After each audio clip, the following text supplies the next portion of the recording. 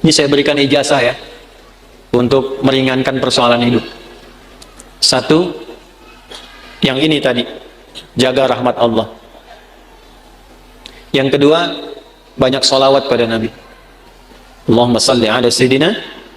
Banyak sholawat pada Nabi. Itu orang yang sering sholawat pada Nabi, salah satu faedahnya insya Allah dimudahkan urusan hidupnya. Sholawat, banyakin sholawat. Sholawat dengan rasa cinta. Walaupun sekedar sholawat pun Allah berikan jawaban. Ini saya tanya nih, kita istighfar sendiri sama Allah, astagfirullahaladzim, dengan kita berwasilah menggunakan sholawat, kira-kira mana yang paling utama? Tapi jangan tebak-tebakan. Mana yang paling utama? Gini, dua-duanya utama. Tapi kalau kita mau dilihat mana yang paling berpotensi diterima, itu sholawat. Kenapa? Kalau kita istighfar langsung kepada Allah, ya Allah, ampuni dosa saya, bagus, langsung hubungan. Tapi Allah masih melihat ketulusan hati kita. Karena ada yang istighfarnya cuma di lisan, gak nyampe ke hatinya. Contohnya habis sholat tuh, banyak yang saya perhatikan seringkali istighfarnya di lisan aja. Astagfirullah, astagfirullah, melihat handphone, astagfirullah. Update status sambil astagfirullah itu, sambil kirim WA. Itu cuma di lisan, belum tentu diterima. Tapi kalau Anda bersolawat pada Nabi, atas dasar cinta Allah kepada Nabi, walaupun Anda belum tulus sholawatnya, baru keluar dari lisan, Allahumma sholli ala sayyidina Muhammad, tapi karena kalimat itu keluar menggunakan nama Nabi, dan dengan cinta Allah kepada Nabi, dapat Anda 10 kebaikan.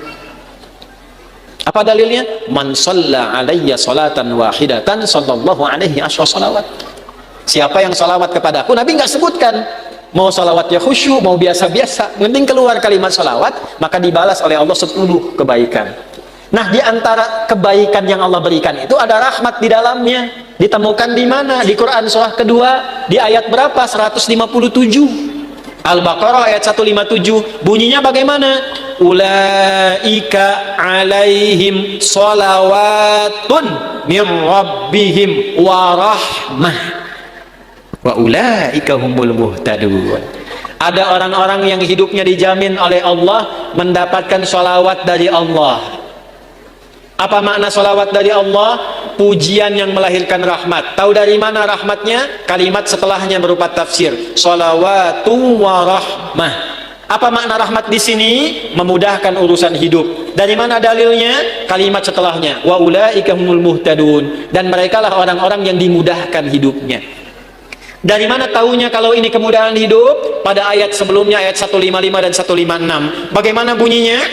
وَلَنَبْلُوَنَّكُمْ بِشَيْءٍ مِنَ الْخَوْفِ وَالْجُوعِ وَنَقْصٍ مِنَ الْأَمْوَالِ وَالْأَنْفُسِ وَالثَّمَرَاتِ وَبَشِّرِ الصَّابِرِينَ الَّذِينَ إِذَا أَصَابَتْهُمْ مُصِيبَةٌ قَالُوا إِنَّا لِلَّهِ وَإِنَّا إِلَيْهِ أُولَئِكَ عَلَيْهِمْ صَلَوَاتٌ مِّن رَّبِّهِمْ وَرَحْمَةٌ wa ulaika humul muhtadun. Duhai kalian yang hidup, aku akan uji dengan berbagai ujian supaya membuat hidup kalian berkualitas, kalian lebih baik lagi. Ujian itu satu bentuknya kekhawatiran. Sekarang pun ada yang khawatir kapan Ustadz selesai ngajarnya. Walju, karena saya mulai lapar. Wa naqsi minal amwal, ongkos sudah mulai berkurang. Wal anfus, ada yang sakit, ada yang meninggal. Wa thamarat, ada yang hasil kerja kerasnya dibawa orang. Wa basyiris sabirin, berbahagialah orang sabar. Bagaimana cara sabar? Alladzina idza asabatuhum musibah, yang kalau diuji dengan masalah ini, qalu, mereka meyakinkan pada hatinya, inna lillahi wa inna ilaihi raji'un. Ini ujian dari Allah supaya membuat saya berkualitas, dan pasti Allah kasih solusinya. Bagaimana cara mendapatkan solusinya? Kalau orang-orang sudah bersikap begini, tawakal pada Allah, maka dia berburu rahmat Allah. Ulaika alaihim shalawatu min rabbihim wa rahmah. Orang sabar begini dipuji oleh Allah, diberikan rahmat. Kalau Allah sudah kasih rahmat, maka Allah berikan kemudahan untuk menyelesaikan semua masalah hidupnya. Maka orang-orang yang mempraktekkan hadis ini, ar-rahimuna, orang-orang yang berkasih sayang, mempraktekkan hidup dengan rahmat, langsung otomatis dijaga oleh Allah dengan rahmatnya ini, supaya dimudahkan semua urusan hidupnya. Semakin kuat prakteknya, semakin mudah hidupnya. Saya berani berkata begini karena saya mencoba, benar enggak ini kan, dengan keyakinan tuh. Benar enggak tuh untuk menenangkan hati, bukan meragukan itu. Seperti kata-kata Nabi Ibrahim, ya, di Al-Baqarah ayat 260. Wa idh qala Ibrahimu rabbi arini kaifa tuhyil mauta qala awalam tu'min qala bala walakin liyatma'inna qalbi. Ya Allah, tunjukkan padaku bagaimana cara engkau menghidupkan yang mati. Kata Allah, kamu belum yakin. Kata Nabi Ibrahim, saya yakin ya Allah, supaya hati saya tenang saja. Saya lihat orang-orang dulu kok betapa mudah hidupnya, kita praktekkan satu-satu.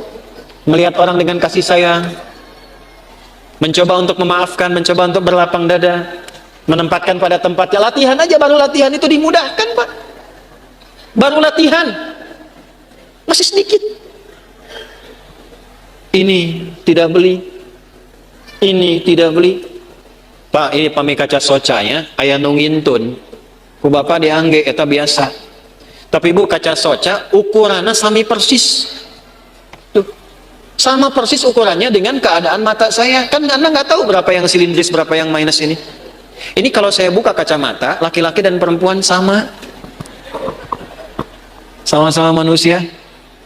Makanya kenapa Bu, kalau pengajian perempuan, ibu-ibu, sab muslimah itu saya buka kacamata. Ya, tujuan utamanya supaya yang paling cantik tetap istri saya. Ya, ini sama ukurannya Pak, tuh persis. Setiap ada model baru datang ukurannya sama persis. Dari mana? Siapa yang pernah ngecek mata saya? Ini dapat hadiah juga, Allah kasih baju, kos kaki sampai ke sepatu. Cuman modal satu hadis ini teh, hadis. Cuman modalnya yakin punya Allah. Nah, eta teh modal yang paling utama tuh punya Allah. Gitu. Sekarang kita kekurangan itu. Sekarang banyak orang kekurangan itu. Jadi rasanya kurang merasa punya Allah. Coba tanamkan pada hati, saya punya Allah. Maka Anda tidak akan takut kehilangan jabatan, kalaupun harus jujur. Karena punya Allah. Qulillahumma malikal mulki tu'til mulka man wa tanzi'ul mulka mimman. Karena punya Allah jangan takut kehilangan harta kalau harus sedekah. Karena punya siapa? Allah. Makanya dekati Allahnya. Ittaqillaha haitsuma kunta wa atbil hasanata sayyi'atal hasanatan ihfadillaha yahfad. Jaga Allah, Allah jaga kita. Jaga Allah itu maksudnya apa? Jaga diri kita tersambung dengan Allah. Dipakai hadisnya, pakai praktekkan dalam hidup. Saya bukan ingin menunjukkan ini berhasil, tidak, bukan itu. Kan bicara kalau mengalami itu enak gitu. Menceritakan pengalaman ulama itu enak yang sudah terjadi. Dulu orang begini dijaga oleh Allah. Imam Nawawi itu selama hidupnya 99% makannya diantarkan oleh ayahnya. Makannya cuma sekali malam ba'da isya. Apa yang dimakan? Kue kering dengan zaitun. Minumnya sebelum subuh. Setiap hari sampai meninggal. Karena beliau meninggal duluan, bapaknya baru meninggal 7 tahun setelah Imam Nawawi meninggal. Saking bapaknya ingin jaga anaknya terhubung dengan Allah, makanannya dijaga. 1%-nya kalau diundang, ada jamuan dipastikan dulu halal. Nggak mau makan sendiri, yang lain diajak makan sama-sama. Imam Nawawi itu. Makanya sampai sekarang berkah, kitabnya masih kita jaga dan kita kaji sampai sekarang. Karena apa? Menjaga hubungan dengan Allah. Ya. Nah, itu yang kedua. Kalau kita benar jaga dengan Allah melalui rahmat Allah, praktekkan hadis ini, insya Allah hidup kita pun dijaga, dimudahkan oleh Allah sesuai dengan kadar maslahat dunia akhirat kita.